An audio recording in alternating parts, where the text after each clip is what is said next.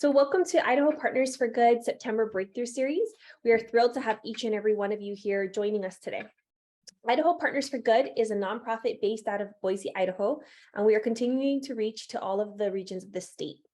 Our mission is to reinvent how people give, share expertise, and do greater good together. By doing this, we hope to develop stronger, healthier, better equipped nonprofits so they can do more of what they do best. One of the ways that we like to share expertise is by offering these free workshops monthly, and we bring in talented folks like Sheli and cover a variety of topics. Many of our Breakthrough Series guests are also on our Idaho Partners for Good Impact Team. Our Impact Team is a group of consultants who excel at designing strategy, addressing talent and organizational development challenges, while bringing diverse perspectives for different solutions to the organization that are asking for help. One of the great things that Idaho Partners for Good does is wrap their arms around a grantee, which is a local nonprofit, and they provide unrestricted grants coupled with technical assistance for up to 3 years. Our folks come alongside our grantees to help ensure their operations and infrastructure are effective and sustainable. We are currently in the process of selecting our next grantee. You can stay up to date with this journey by following us on our social media platforms. And without further ado, I'd like to introduce you all to this month's guest speaker and the one that you all showed up for. Sheli enjoyed working her way up to management and director levels in corporate America, in finance, and in the medical industry. But her truest passion is the combination of professional development and personal growth that is greatly needed in all of our companies, teams, and our individuals today. She is a business consultant, a speaker, this is my personal favorite, a lady auctioneer, and an accidental comedian. She lives in Idaho with her miraculous kids and her 2 poodles. So please help me welcome Sheli by either snapping, clapping, or using your emojis. Oh, thank you. I like that. I really do. I love people. So, I like at least seeing emojis or something. I like this movement. I'm one of those speakers that I've certainly done a lot more in the live rooms with people than on Zoom, but Blossom and I were talking earlier this morning how grateful I am for the technology. It is pretty cool. We could just pipe in from anywhere or from work and connect. So I'm really grateful for it. This is a really cool topic that I've really thought about for a very long time. I'm super excited that more businesses, not all, but more businesses, organizations, nonprofits, churches, communities are thinking about holding space. And what does that mean? And how do we unpack that? If you ask 10 different people, you might get 10 different responses about what the heck is holding space. Some people might be like, I have no idea what you're talking about. Are we in NASA? Some people I think are very passionate about it. Some people think, have you heard of the term soft skills, hard skills when it comes to corporate America? I love that because it's like hard, soft. It's funny the associations we even bring around that. All of this is around communication. All of this is around relationship building, and all of this can support the efficacy of all the things that we're doing every day. Wherever we go, there humans are that we're communicating with and we're in relationship with. So whether we're at work, whether we're in, with our families, our philanthropic pursuits, our community endeavors, everywhere you go, there's human beings. I think COVID was the great equalizer of, oh gosh, we're so connected. COVID really was a great example of how connected everything and everyone is. If gas prices are crazy, food prices are crazy, like just all of the connectedness of everything. So whether you call it a hard skill, a soft skill, I think it's really a crucial skill for us to really think about. And if you think you're good at holding space, we'll talk about kind of what it is. Maybe go into your next level of more mastery level of holding space, because I do think there's levels. When I first got into personal growth, I was about 27 years old. And quite frankly, I thought it was strange and I didn't know what people were talking about. It seemed like a different language. And at any point in time, I just thought somebody was going to throw animal bones on the floor and start to tell my future or something really odd. I just didn't know what it was. But at that age, I started to see what humans truly holding space for each other not only looked like, but felt like. So I don't know about you guys, but how many of you, you can just kind of raise your hands, the ones I can see at least, or you can do I don't know if you could do an emoji if their screen's not on. How many of you have experienced people talking about things and you hear them saying the words, but you're thinking, I don't know if they actually know what that is that they're talking about. You guys know what I mean?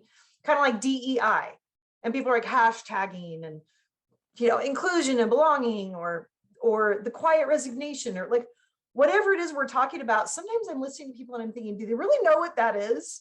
Or if they say, yeah, we really need more soft skills at work or empathy in the workplace, but they seemingly are the most unempathetic person around.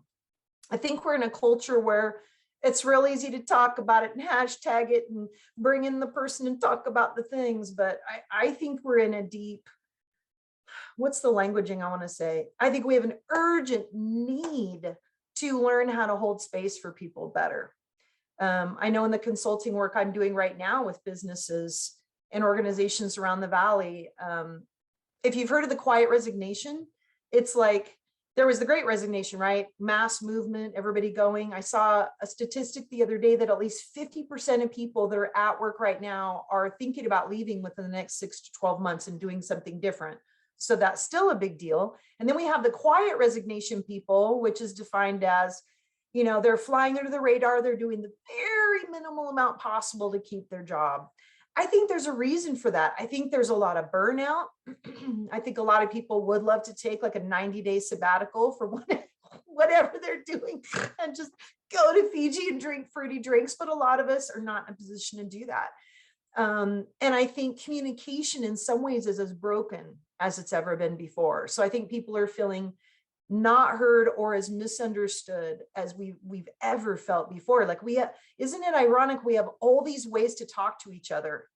We have, the phones, we have, video calls, we have regular calls, we have this, we have, Slack and corporate America. Like we have more ways to communicate now than ever before. And we probably just suck as much as we ever have at doing it. So as much as the technology is there to support us, I think the human beings are all on very different pages around that. So holding space, it's defined in a lot of different ways, but the way I would define it is it's when you can sit and be present in a very grounded way for someone else. It could also be a group, if you're opening it up to a group, where you sit judgment free, which means sometimes suspending our judgment, because we all have thoughts that just ping, ping, ping, ping, ping, ping, ping, like they come into our brain and we can't really not have thoughts or responses or, reactions to what people say. But choosing to withhold judgment or pause it or kind of kick it out as it's coming in and just be present, just listen. You guys have probably heard this, right? That most of the time we listen in order to think about how we want to respond, right? It's like we listen, like learners. I love learners because they're like, what's a good question I can ask? What's a question that hasn't been asked? And so they're sitting there in their left brain thinking about the question they want to ask, and they're really not present with what's going on. And I've certainly catch myself doing this. I'll hear the beginning of what somebody's saying and assume I think I understand where they're going and the context. But if I really threw my judgment out and kept listening until the end of the sentence, and there was really an organic pause, I might hear something totally different than what I initially thought I was hearing.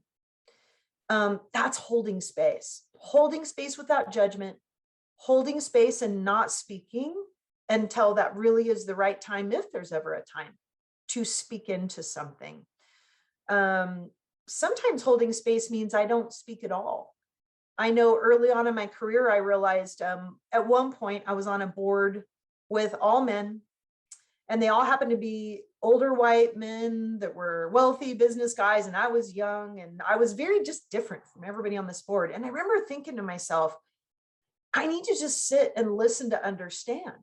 And I don't need to speak into very many things. Wait for that window of opportunity where I really feel that nudge to speak into something.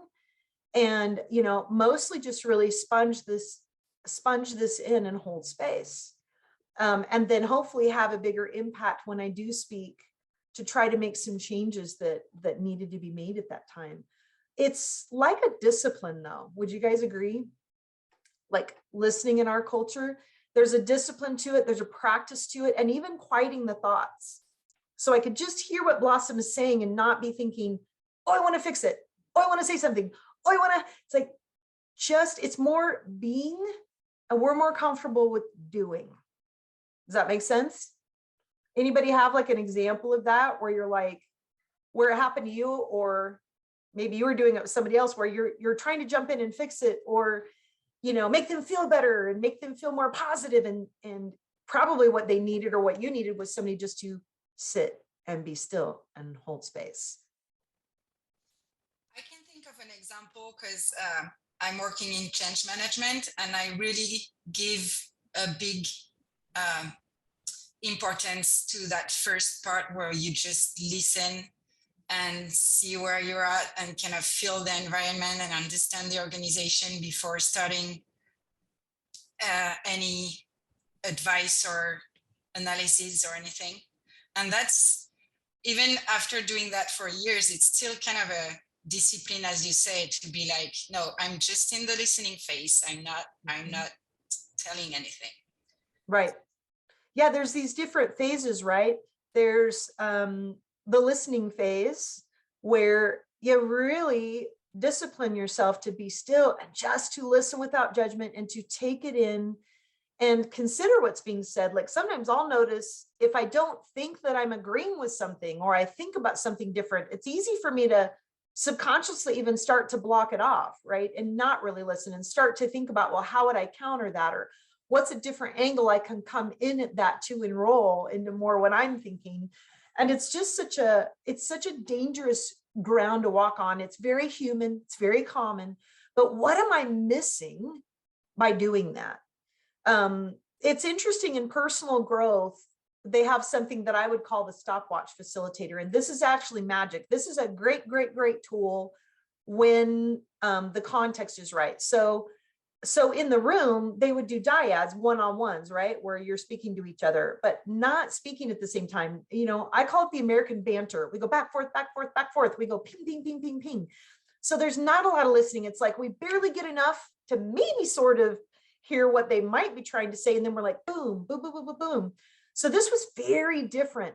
We would sit in these dyads facing each other, and the facilitator would put like 2 minutes on the stopwatch, and partner A would share with partner B, kind of like the question you asked earlier at the beginning of the meeting, Blossom, like, how are you feeling? You know, what's going on for you? And that person would have 2 minutes. The other person would not ever talk. I mean, ever, not ever, in the 2 minutes. Now, 2 minutes doesn't sound like a long time, but it's kind of weird for Americans when you're sitting there talking and they don't interrupt you and they're just listening.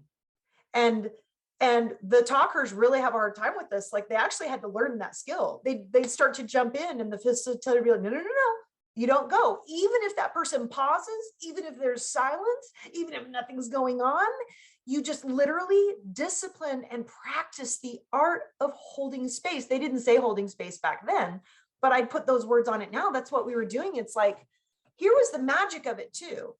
Number one, it's okay to be silent. It's okay for us to have a flippin' minute to process a thought and be with something, and even be intentional, even if we're going to speak next, about what we say, how we say it, the tone, the words, all of that, instead of just knee-jerk reaction, knee-jerk reaction, knee-jerk reaction. So that was powerful, to really sit and listen. And I know I don't have to say anything. I'm going to sit here and listen for 2 minutes, and I can't speak. And so my only job was to listen. Funny how much better we did. Also, if we just listened and we couldn't speak, what would happen if somebody like Riley stops talking and there's a pause, but I can't speak yet?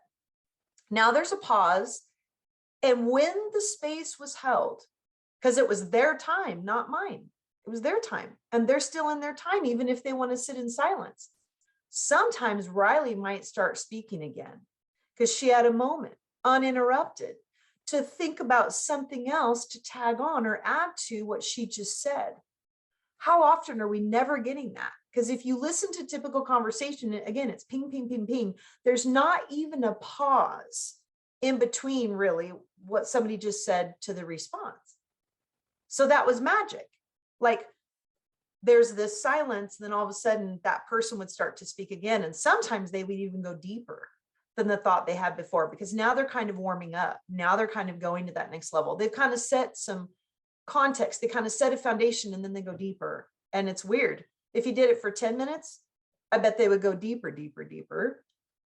And, or sometimes they would just sit there and you could hold space for them. And frankly, a lot of times that's exactly what people need.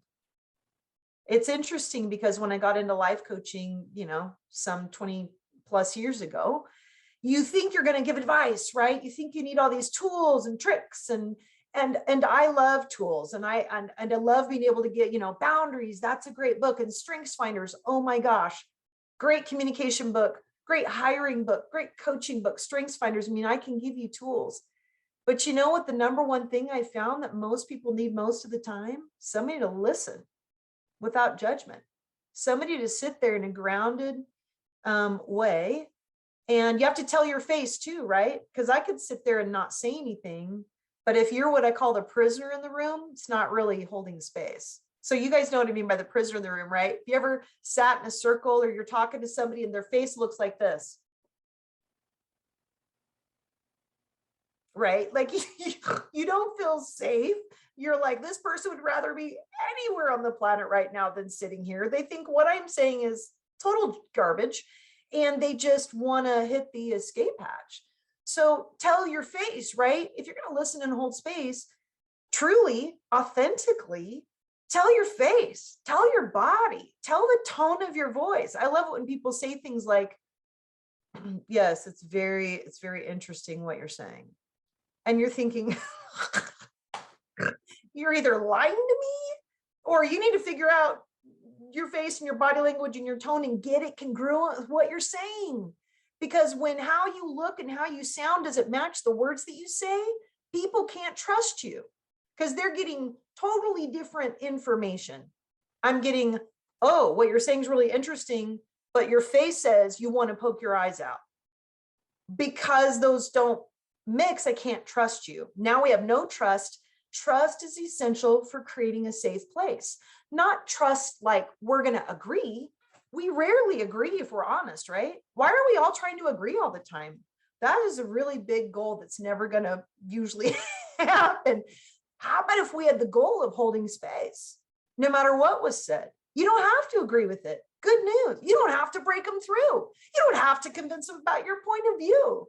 You also don't have to minimize what you feel or believe. But again, it's like, I don't have to minimize what's going on for them. So one of the things that has helped me a lot, I call it the big truth with the capital T and the baby truth. That's something I like to wrap my brain around. I made this up years ago. So a universal truth or a big T is like, we could pretty much say it's true for everybody. Pretty much the whole planet was impacted in some way, shape, or form by COVID, right? That would be like a universal truth. As humans, we need oxygen to survive. We need food. There are truly universal truths that if you're arguing with it, you're probably just like to debate and you need to be on debate team, right? But most of what we talk about all the time, whether we realize it or not, are our baby truths. You know, vote this way. And you're really, really passionate about it. You believe it. Of course you believe it. It's you. You have your experiences, your training, how you see the world, and you're right in your truth because it's true for you, but it's not necessarily everybody else's truth. It's not a universal truth. But when we sit and listen, and I hear this a lot, I'll hear people say, well, you know, you really should, once you're divorced, you should wait 5 years to date anybody. Yep, that's just, yep, universal truth time, right? Yep, 5 years before you date anybody. Who created the template for that? Right? Was that chiseled on some tablets and dropped from the heavens? Because I haven't seen that museum that has those tablets. So we make up a lot of stuff because it's how we feel. It's how we think. It's kind of in our strengths wheelhouse. It's the way we identify and solve problems or whatever. But it's not a blanket template for everyone in every situation. So holding space doesn't mean you have to not be who you are. It doesn't mean you have to sacrifice your beliefs, but we don't have to believe all over somebody else, right? Like, oh, Blossom, this is the way you run an organization. This is the way you're a director of a nonprofit, especially of a nonprofit in Idaho. Well, that's subjective. That's an opinion. That's a thought. It could be mine. That's why I like to preface what I say oftentimes by saying, well, my thoughts or my ideas around that are this. My experience was this worked really well for me. But it might have to be a little bit different for you because we're different. And so talking in like my experience, here's my thoughts, instead of, well, you should, as a director, blah, blah, blah, blah. You need to, da, da, da. And here's my favorite, you have to. That one's adorable to me because I'm like, just tell human beings they have to do something, right? And we freak out, don't we? It's like we don't want to be told you should, you have to, you must. We're at choice all day long, every day. We don't always make the right decisions, but we make decisions. And sometimes we're going to make that based on information nobody else has but us. And that's just true. So holding space means I can hold space for myself, my beliefs, my thoughts, my feelings, but I can simultaneously hold space for you too, your feelings, what you need in this moment, what you believe. And that's powerful. That sometimes really does take intentionality to kind of suspend my judgment, to suspend what I need. Something else about holding space, and I heard this years ago, I don't know who originally said it. It's called honor the lower vote. I find that very interesting. So let's just say there's a child and they're hurt. And they might not even be your child. You see a child in the park and they're hurt and you know they need help. Well, maybe you're late to a meeting. Are you just going to keep walking because you're late to your meeting and that's your truth and that's your priority? Or are you going to, most people are going to stop and help the child, right? You're going to stop and hold space. You're going to find out what's wrong. You're going to find out the best course of action. And I'm going to honor the lower vote that, I have an ability to be late to a meeting or not show up to a meeting, and whether I get in trouble or not, this is a higher priority. I'm going to prioritize that need over my own. And so that's a real intentional thought process. Now that one's more obvious, but sometimes you can be in a work meeting or you can be in a family circle and somebody's just clamoring for attention. They are grieving and they're not even rational sometimes in grief, right? We go through the 7 stages of grief. Some people say it's 5. There's a new version called the 7 stages of grief that I think is a little more accurate. They may be angry. They may be sad. They may be bartering with, God on changing things. And you're going, well, you're just going to have to buckle up. You're just going to have to get on with it. And, we're in a different place than them. So we're expecting them to be where we are instead of seeing the need and meeting the need. Hold space. If I just lost my dad to cancer, that was a few years ago, but nobody could take that cup from me. Nobody could fix it. Nobody could minimize it, including me. But I had people that held space for me.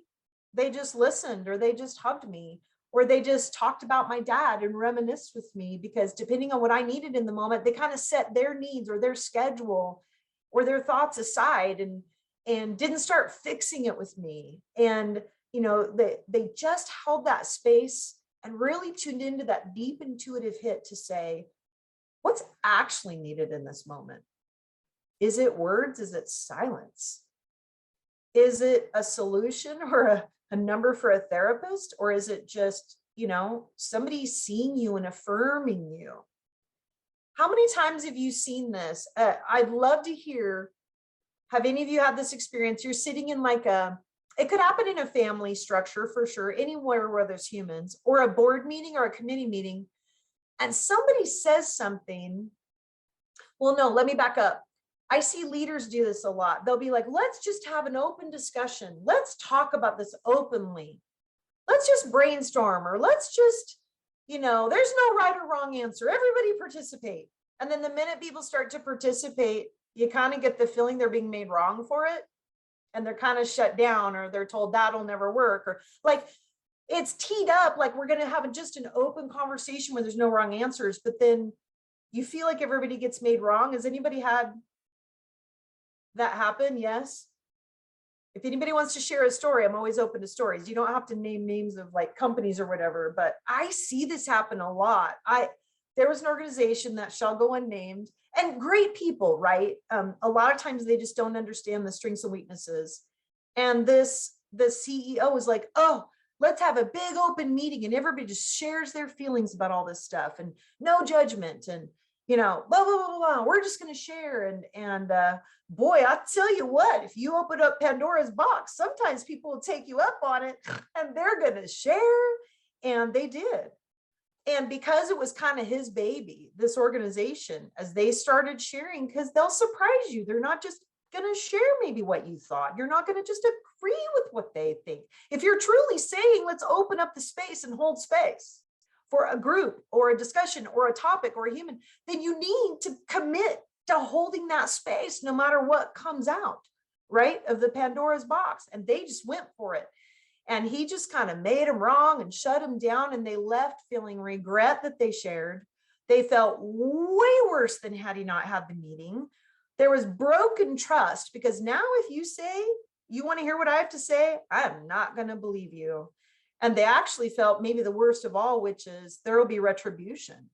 Not only will the problem not get solved, I won't feel better, but I'll get kind of shamed or, you know, called kind of negative, or I won't be acknowledged for what my feelings were, even though it was said it's okay to share and whatever you share is okay.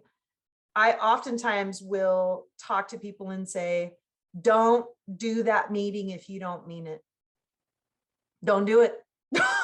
Don't do it. It's better to never do that meeting and just be honest with the fact you don't want to listen, that you're not ready to hold space. Maybe you can't withhold your judgment. Or, hey, if you really want to have that meeting for your people, have somebody else facilitate it. Somebody else that's neutral, third party, it's not their baby. They don't have a dog in the fight. They're not in there every day up against all of it. They don't know the politics. A neutral, objective third party facilitator can do, whether it's mediation, whether it's just holding space and we just want to collaborate, we want to mastermind, whether it's we want to grieve. I've gone in with a school with, you know, where somebody died and it was kind of like a grieving circle and we just shared and we talked about moving on. And there's people that are wildly uncomfortable with those kinds of settings. If you're wildly uncomfortable with that, don't do it or don't do it alone. Find like the support tools or systems or humans that can help you do that. Does anybody have anything, any questions so far or anything? I was looking at the chat. Blossom, you can like point it out if there's a good question that we can speak to in real time here. Oh, you're on mute.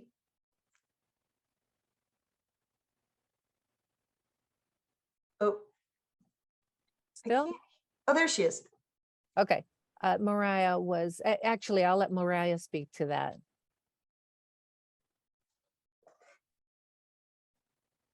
Hello. Yeah, I certainly have a lot of different experiences around that, but the one that stands out most to me was a brand new workplace, and very early on, I would say it was either my first or second day, we had an office-wide meeting. And my first observation was not everybody here has a voice. It was so obvious. We had people with power who felt comfortable speaking. And when invited to participate, like you were describing, Sheli, most people stayed silent. And I thought that is so indicative of a lack of a voice. They know better than to speak up because of prior experience in that workplace. Yeah, it was startling. Yeah, like and it found, you know, it turned out to be true. I spoke up and said something, and I thought it's easy to get away with that as the new person and just say, hey, this looks like people here don't have equal standing and voice. And this is standing out to me from like day one. And just see what the response is. And then as you go along, just see what matches or doesn't match up to that. Yeah. And to your point, then we teach people, don't speak up. It's not worth it. If people don't think there's going to be any value, why in the world should they take the risk? That's exposure. That is exposure. If there's no value, if I don't believe you that you really care, if I don't think you ever want to do anything about it, and I just think this is going to hold me back from getting a raise next time, or you're going to call me negative, or you're going to just not like me as much. I mean, there's all these different repercussions, whether they're real or we just fear them. People aren't going to risk that. Like, you have to give them a reason to risk exposure like that. And of course, you have introverts and extroverts, like the way there are some people that hide in meetings and some that overspeak, right? Another thing I'll say about the stopwatch facilitator that I love is for meetings, board meetings or meetings. I actually joined the board of this personal growth company years ago that I did after I did that. It was a multi-level 3-month-long intensive training. It was not like walk on coals and then woo, I'm enlightened. It was like 3 months of intense processes, weekend after weekend. It was powerful. And in this boardroom we had, I'm trying to remember, there was about 12 board members, and everybody in that room had found their voice. Because if you do those kinds of personal growth things, everybody finds their voice. It's pretty fantastic. We all have ideas. We all have opinions. We all have strengths. That's true diversity. We had young and old in there. We had different backgrounds. It was really beautiful. But our board meetings could be 7 hours long, you guys. You know? And that's a challenge too. We just don't have that much bandwidth, and we wouldn't get to all the agenda items. And so that the strategic idea around holding space, letting people be where they are, but there is such a thing as time, and there is such a thing as hard deadlines. And so both and mirroring those, right? We would use a stopwatch facilitator. We would go around, we'd be like, okay, we're looking at, you know, having a different facilitator come in and teach, and this is their background and this is their thing. Let's each go around and take 1 minute and share. Every single person take 1 minute and share. Now, you wouldn't have to take up your whole 1 minute. Somebody that isn't very verbose might be like, I think they sound fantastic. I think as long as we check their references, I'm in. And then the next person might take up their whole minute. You know, they each got a minute. And when the stopwatch went off, it was like, we just let it go off until they stop talking, you know. So those people that like keep going, it's like, you know, the stopwatch is going bump, bump, bump, or you like your iPhone, right? You set the timer for a minute. And it's great. I'm not good at math, but I'm good enough to do that because I'm like, okay, if there's 12 people and everybody gets 1 minute, you can get completely around the circle, give everybody a voice in 12 minutes or less. It's magic. If I only have 6 people, and this is a really important topic, maybe I go 2 minutes. 2 minutes, 6 people, that's 12 minutes. It's very easy math. It's really easy to be strategic, but you literally give everybody a voice. Now, I know some of you probably think, well, but the hiders still want to hide. No, I'll tell you what, you know what they don't want to do? They don't want to fight with the talkers for the microphone. They hate it. They don't want to fight for the mic. And if everybody's doing it, there's that corporate kind of, we're all saying something. Even if it's short, somebody might be like short and sweet. I love it. Hire them. I think it's great. Somebody else might be like, well, my one question is, would they understand Idaho because they're from Kansas, blah, blah, blah, blah, blah. And then the next person, and you get all these different inputs and whatever, but the hiders will speak. Why? Because they don't have to fight for the mic. They love it. And some of them are like, thank God. You created a window of opportunity for me that I have to beg for, clamor for, and everybody's saying something. So guess what? I'm not going to get in trouble.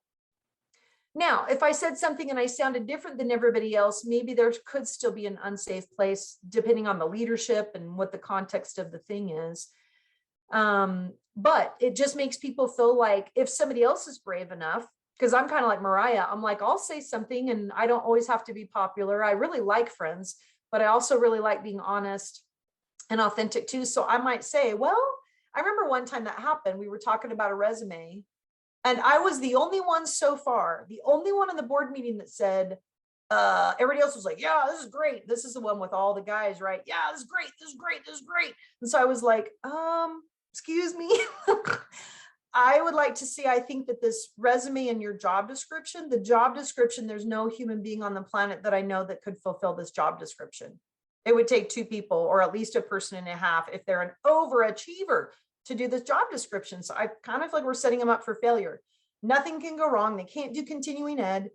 And thank God somebody saved me. He's not the owner now, but at that time he was the owner of ESI, Engineered Structures, here in Idaho, and very successful guy, really great guy. Luckily, he jumped up too and said, I agree with Sheli. He goes, I like to make sure only like 80% of their time is taken up by the job description so they can deal with emergencies and get continuing education when they need it. But even had he not done that, I would have been okay. But some people won't be that poppy that rises above the other poppies and says, oh, hey, look at me, I have something to say. But when you make it more like everybody's doing this, everybody's speaking, everybody's sharing. And I think about this when I tee those groups up, when I say there's no wrong answer, then you have to be prepared for really diverse answers. And so if I'm coaching somebody, whether it's a friend or somebody I'm working with in business, I'll say, do you really want to have that meeting? You know, do you really want to hear what people have to say? You need to think about it. Because if you don't do it. And don't lie to yourself and tell yourself you want to hear it if you don't want to hear it. Because you're going to be the prisoner in the room. You're going to have a hard time. I remember, here's another way you can create safe places, or, you know, as you talk to other people, they could. I love anonymous surveys. I mean, you could even do an anonymous survey with your own extended family, because sometimes families are just as difficult as work situations, or, you know, there's church groups that can be just as challenging groups as anywhere else. Anonymous surveys done by a third party. People have to know their IP address isn't going to be tracked. They have trust issues. Some people, to Mariah's point, they have been burned and they've spoken up, but they either got some, you know, retribution for it or it didn't matter. So they've been trained, don't say anything unless there's a cookie. Unless I get a cookie for doing this, I'm not doing it. Because if I think I'm not only not going to get a cookie, but I'm going to get lashes, you know, like not these kind of lashes, but like whipped, then I'm not going to do it. So truly anonymous third-party surveys, even if they're short, 5 questions, 7 questions. I just did one for Colliers International that I'm doing some consulting for here in Boise. And I'm sending the survey out. And I designed the questions and I literally told them, these won't be tracked, they can't be tracked. And then I'm going to scrub the answers before I put them on a spreadsheet so that any real unique languaging or anything that could be a marker to kind of give somebody away, I'm going to scrub it. So it'll be very generic, like the essence of what they said will be in there, but not, you won't tie it back to them. People love it. I've had people message me back after sending them a survey like that. And they're like, thank you. I feel better now just that I was able to say what I thought. But I'm normally scared to do that because I don't, you know, want to miss my next bonus or raise, or I don't want to be considered negative. Well, I designed one of those for a company that I worked with. And the leader was like, okay, this can be anonymous, but all the leadership, including you, Sheli, have to answer and put your name on it. All the leadership. So we were kind of, you know, intimidated into putting our names on it. And I was like, oh, this is so dumb because that's kind of a moot point. Well, one of the questions was, he asked, what's good about what we're doing and what segment could we improve upon? So I answered it because he told me to. I said, this is working good. I think this could really use some improvement. And here's what I think could be a good solution. But, you know, that's just my thoughts. He called me afterwards and he said, oh my gosh, I'll never forget it. Sheli, you were one of the most negative, you know, people on this survey. And I'm like, what? Yeah, he goes, well, you know, I said, all I did was answer the questions you asked, and I was very diplomatic and I was very gracious. I wasn't agitating in any way. And I was like, he said, you were one of the 2 most negative reviews. I'm like, well, maybe I was one of the 2 most honest reviews because I was very diplomatic about it. And I just told you my opinion. It doesn't mean it's right. It means it's mine. It's right for me. But you get to factor it in with all the other feedback you got. That's the beauty of surveys, right? But I was like, this is what people feel like right when they speak up. And either the look on your face or what you say or the actions that are taking makes people feel unheard, misunderstood, or like worse, they contribute and say their thoughts and they're made wrong. You know, there's like victim shaming, right? Somebody shares, well, I was at the bar and this guy came on to me and I was so uncomfortable. Well, did you have something to drink? Like, what were you doing? How late was it? And we sometimes we subconsciously go into victim shaming or fixing it or moving them into a different direction than where they are in that moment. And so that's part of holding space is don't project onto them. Here's where I am. Here's what I'm comfortable with. Here's what I do in that situation. They're not you. They're not you. Sometimes I'll even ask people, do you just want me to listen? Like they'll be like, can I get some advice? I just want to talk to you. Sometimes I'll say, yeah, sure, but maybe you just want me to listen. Maybe you already know what you need to do and you just want a safe, confidential space that's like a fireproof safe that won't go anywhere. Because a lot of times people will literally find their own answers as they verbally process. Or they already know that they know that they know what they need to do. I already know I need to get back to exercising 4 times a week instead of 2 lately. I already know. I don't need a trainer to tell me that and be like, well, Sheli, you know, I just need somebody to be like, absolutely, Sheli, you got this. You already know. Good job. Good job for being honest and acknowledging it. Powerful, powerful. Let me look at my notes. Another really great tool, kind of not tool, trick, not trick. What's the word I want? Something good to do. I'll say that when you're listening to somebody is you sit and you listen until they're absolutely complete. And then you wait. We talked about this earlier. They might add to what they're saying if there's space, if there's room. And then repeat back, not word for word what they said, but what you heard them say. And sometimes we can even intuitively hear what they didn't say. So I could say, man, Blossom, I heard you talking about that meeting. I know meetings can be difficult. It's kind of what I heard you say, that you know you're an honest person and you're holding those beliefs, and that's hard sometimes. That's what I heard you say, that it's hard. But you know, congratulations. I feel like you're feeling proud that you took that stand. And you kind of repeat back. You're not fixing it. You're not changing the subject and relating it to yourself and going off on a story about yourself, which is another thing that a lot of people do. Don't make it about you, right? Sometimes it's appropriate. Oh, I've had a similar situation. Would you want to hear about it? Maybe ask them. I've had a similar situation, Blossom. Would you want to kind of hear how I, you know, because sometimes they don't want to hear about it. They just want you shut up and be still and listen to them. And then if you go, man, I hear you. Sometimes you can use one emotive word. Wow, it sounds like you're kind of sad about that experience. Or wow, Mariah, it sounds like you were disappointed. You know, you were disappointed in that work culture, that people weren't really being included. Sounds like that's important to you to include people. I'm not changing the subject. I'm not fixing it. I'm just affirming her. Oh my gosh, if we could just affirm each other and hold space. And sometimes I just ask, you know, what's funny? Sometimes even if somebody's paid me to coach them, I'll say, are you open to some coaching? I've done this in a room of people that have all paid to be there at Personal Growth, and they'll be talking and I'll ask questions. It's another wonderful thing to do. Ask questions to understand exactly what they mean and exactly where they're coming from. And I'll say, are you open to some coaching? And they usually say yes, but once in a while they might be like, you know, hit me later. I think I'm still processing right now, but I would like coaching. Let's talk in a week. Like they'll tell you, listen to understand, ask good questions. If they really are saying, I want more support, and ask them what kind of support they need. Do you just need me to listen? Would you like some resources? You know, how can I support you? Because we all come at this from different places. I know we've only got a couple of minutes left. If we have questions, let's talk about it. Are there any circumstances where you want to hold space or you want to encourage somebody else to, but it's challenging and you want a little feedback on that?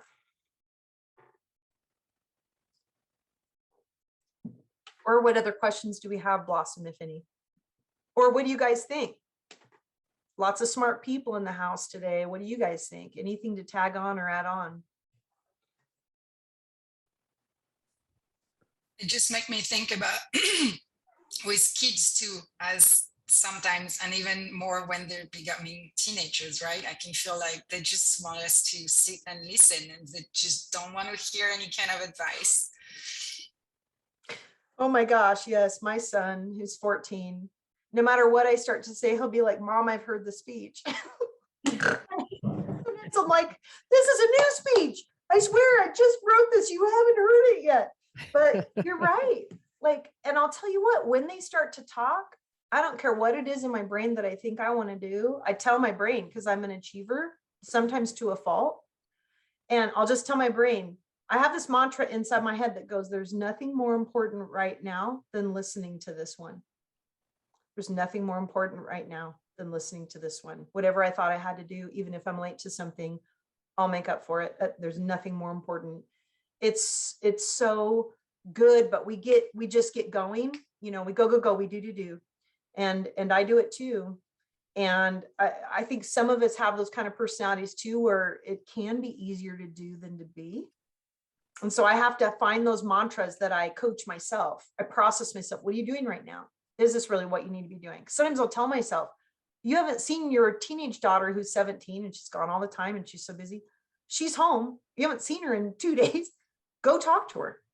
And then, she's doing homework or busy. That's okay. But it's like, there's nothing more important right now than to go hold space for that one. That can be true on business teams, philanthropic teams, family, and it can be true of oneself. Holding space for oneself. I have to make myself have appointments with myself like I'm the most important person that I know. Like I think of the most important people, the people I respect and love the most. And if I had an appointment with them to go to the chiropractor to get my spine back in alignment, because I feel so much better after I do, I have to keep that appointment with myself and hold space and do that self-care like I would somebody else that I would never cancel on.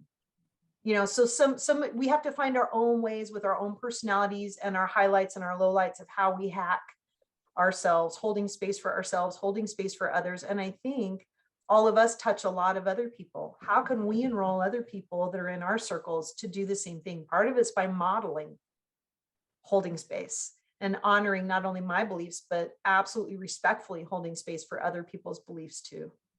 I think that's fire. So we can talk about it, we can teach about it, but really being that and doing that in all the places and the people that we touch every day, that's where the secret sauce is, because that congruency is important. If I'm saying what you have to say is more important right now than anything else, but I don't act like it, then what I'm saying doesn't really matter. I think the way we model out to the world what we believe in and the changes that we want to see in the world are the way that, ripple by ripple, we do change the world, starting with our own families and our own communities.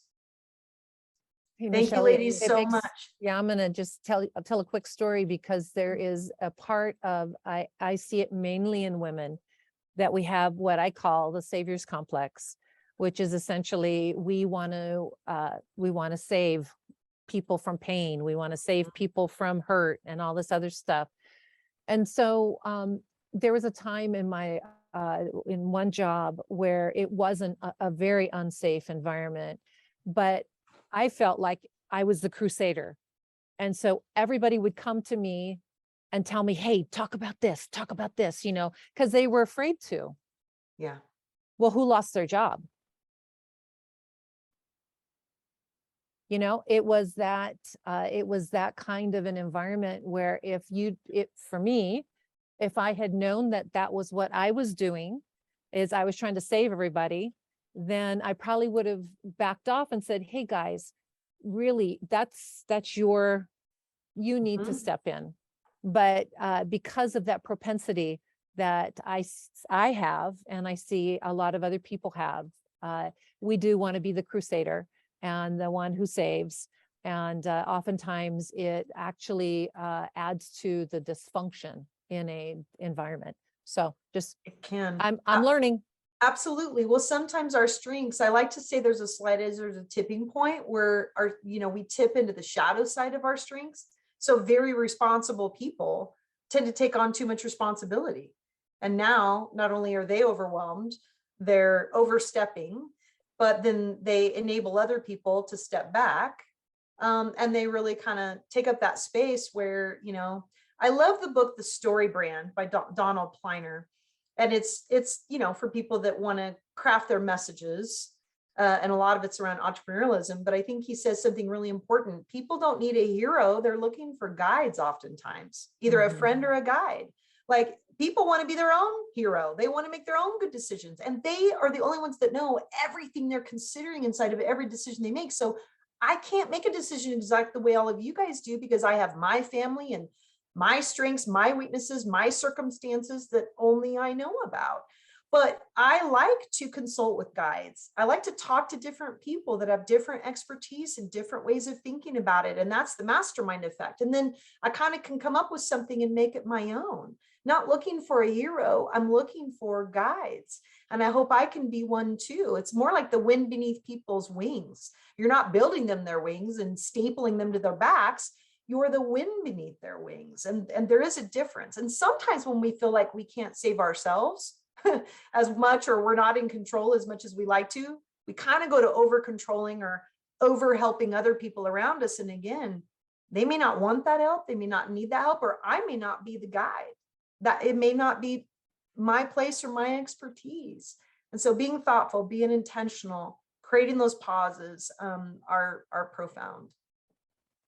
Shelley, it's called Story Brand, right? The book. Story Brand by Donald Yeah. Kleiner. Yeah. And it's really wonderful. And he's got a It great is. tool in there.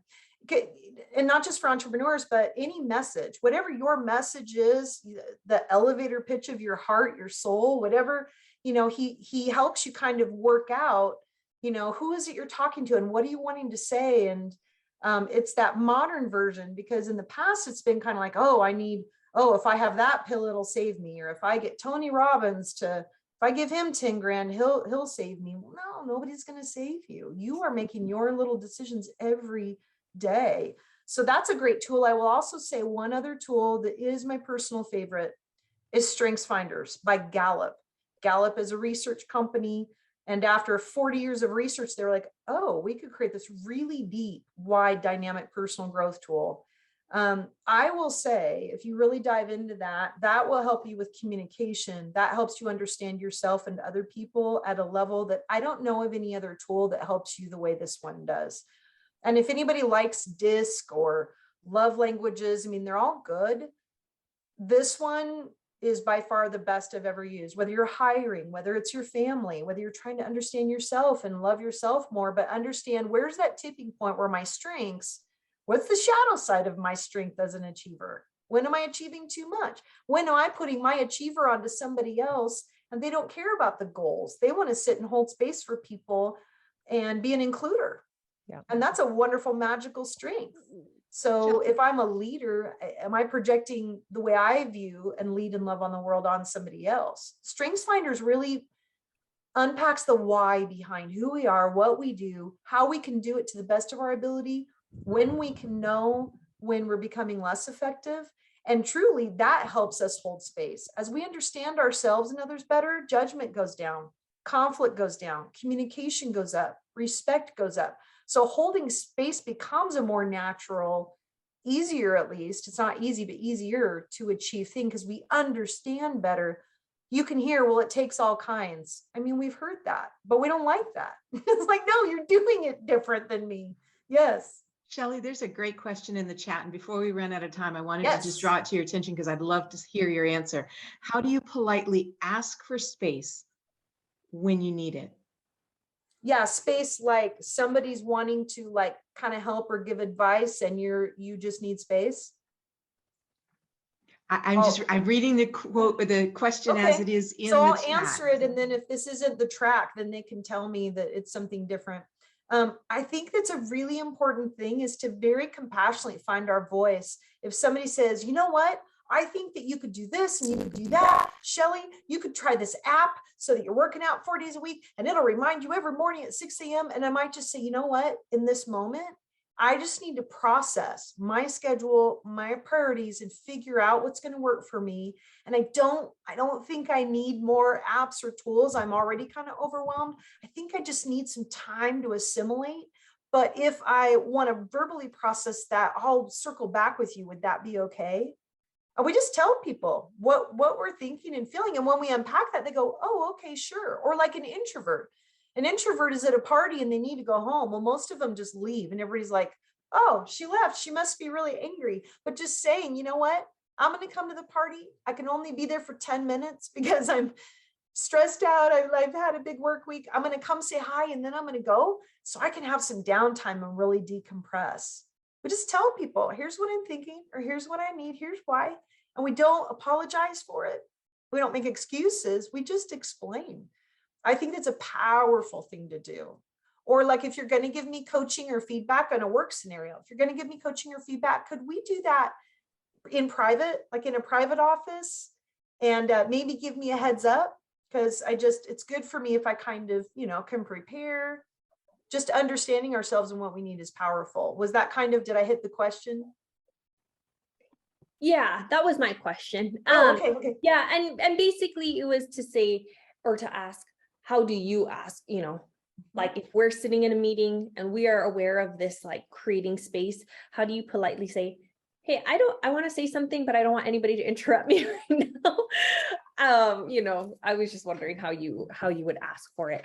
Yeah, yeah, you want to say something. I think it's good to say, especially when we come in a positive way, because that opens people up. There's expansive conversations and restrictive ones. So if I'm defensive, hey, look, I want to say something, people are automatically going to be like, oh gosh, somebody's off the hook. So how I approach it might be like, you know what? Would you all be okay if I took a moment and I really wanted to share something I think could be meaningful, possibly? Could I take a minute and do that? And you ask permission. I'll do this as a speaker on a stage. Hey, is it okay if I tell you guys a story? And a lot of times they'll kind of look up and nod. Now you're getting them engaged. They're saying yes. Usually once people are nodding and saying yes, they know consciously and subconsciously they've chosen in. And then if somebody tries to jump in and interrupt, which does happen, you might say, oh, give me just a minute. Just give me a minute. I want to say one more thing and then we can move on.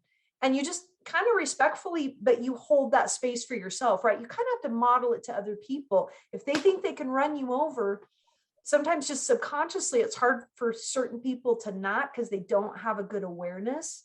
So just really kind of putting the bumpers on it. Hey, if you guys are willing, and if you choose, I would love to share something. I'll take like a minute or two. And I really think at the end of it, you might see some value. That might be a good way to do it. Very transparent, very transparent. Sometimes I'll even stop and say, look, I feel like there's some people in the room that haven't really been able to share yet. Can we take a few more minutes and hold space and just like create space for these people to share without judgment? There's no right or wrong answer. I'm just curious, like what you're thinking, because there's people that are a little more brave in those contexts. And then if they seem nervous, I might say, yeah, like help them kind of help themselves, where it's like, give us your best thought. It's just your experience. It's your opinion, but what's one thought you might have around this? And you make it kind of simple and easy for them to engage. It's powerful. Yes, sir. Chris. Hi, I'm Chris. This reminds me of about a few years ago, we had an incident where we left a child unsupervised, and it's very bad in our business.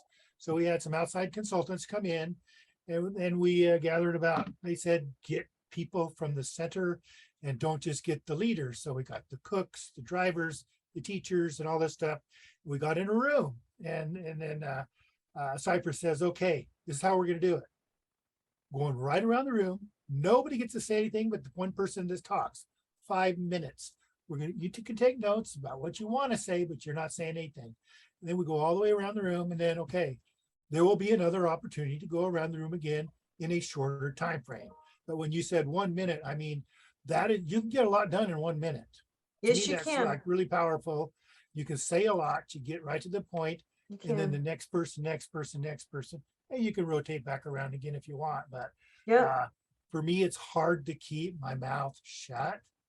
I always want to interrupt, and so I've got a bad habit of that. And sometimes early in my career, I'd be bullying people, and I'd realize that, hey, I'm really not giving them a chance to say anything and squashing their thought process. So I kind of have to hold my water, sit on my hands, zip my lips, and then I'm more productive by listening to what everybody said. Yeah.